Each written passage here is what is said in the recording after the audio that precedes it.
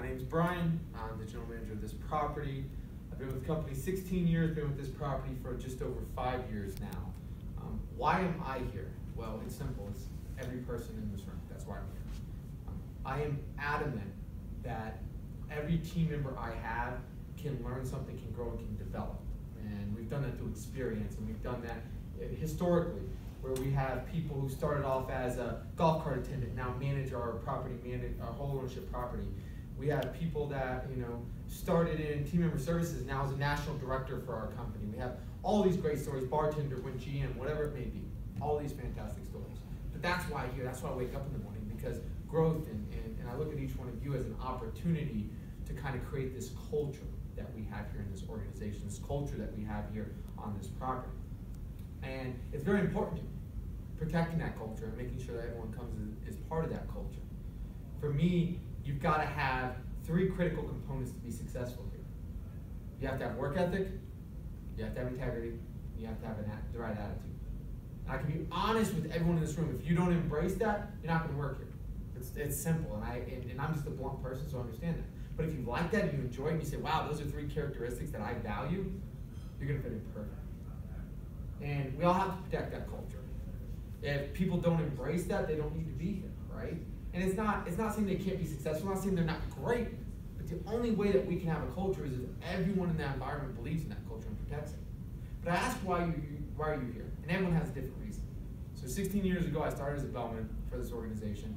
I simply started because I wanted money. It's not a great reason. It wasn't innovative, creative. I wanted money. And I knew I was great with people I could make money. But why I stayed, why I ended up coming in each and every day, is I had an opportunity. And that opportunity was to create memories. I started to realize every guest I interacted with had this opportunity to influence, to enhance their experience, to just make their day. Maybe it's a week, maybe it's a month. Even some people, still to this day, which has been a decade, and a half later, I still hear from, because I was able to make that impact. Now, all of you have financial responsibilities. I'm guessing you have rent, right? Car bills, food you have to pay for, right? That's great. That's probably one of the reasons why you work. If you guys were all just millionaires, would you be here? Probably not, right? No, you might, especially for the people that when it came to snowboarding, I bet you'd be professional snowboarders. You live on that mountain. But if that's the only reason why you show up to work, you won't be successful. And whatever you do, you won't be.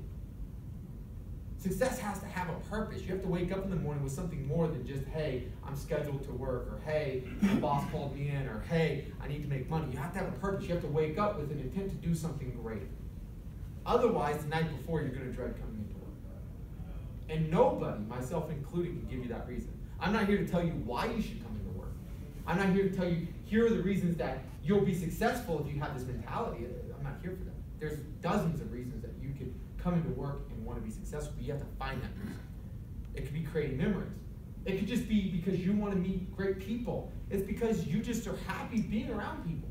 You love interacting with others. You love helping, assisting, whatever that may be. I mean, the common denominator between all of us is we service others. We're in the service industry. So we serve people. And that's amazing. There's nothing better than serving people. Everyone may want to be served, but the impact you make is so much greater when you serve others. So for each one of you, you've got to find that reason.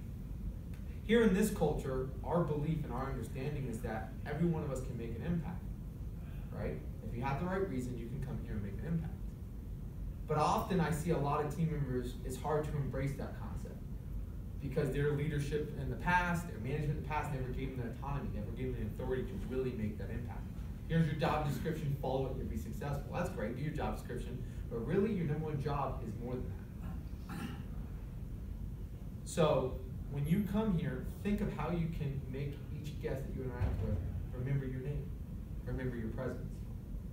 Think on what you can do different that every other person is not doing. Because everyone, I see it 1,000 times again, and it just drives me crazy. People are like, well, I don't have this, or I don't have that, or this sucks, or that sucks, or this person has it, and I don't. But what are you doing different that no one else is doing?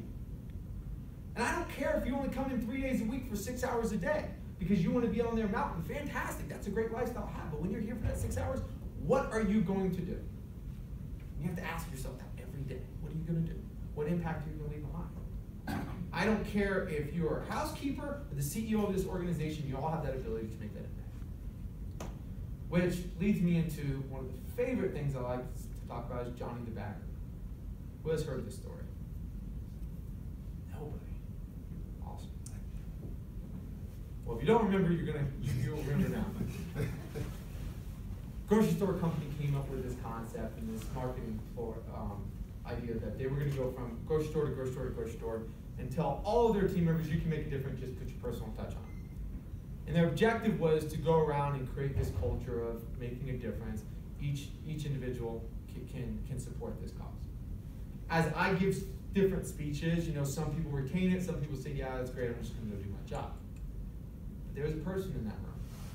And a month later, a person picks up the phone, they call that marketing representative and says, hi, my name's Johnny.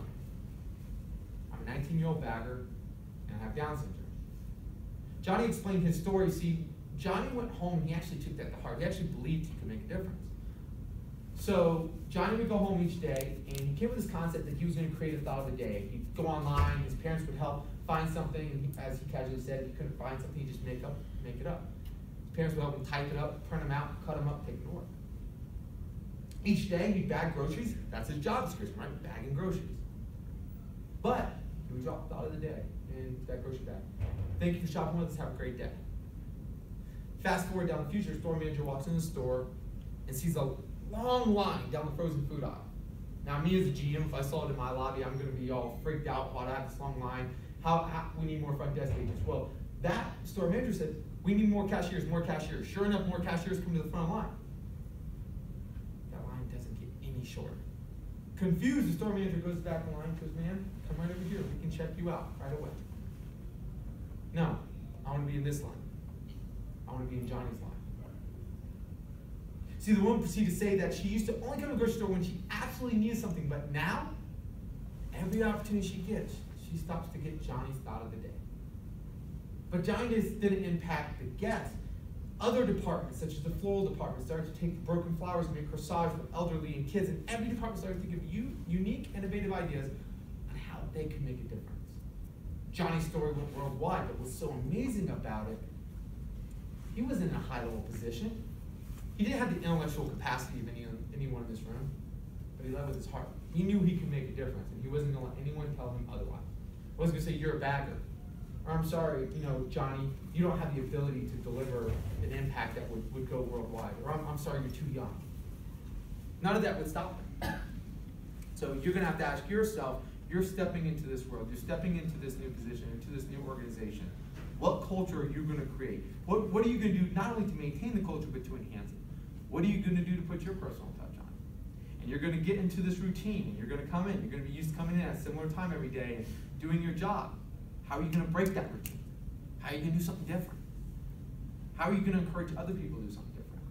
And if anyone in this property tells you that's not your job, my office is on the 3rd floor. Come see me. Because I'll remind them what their job is. And we solely believe that.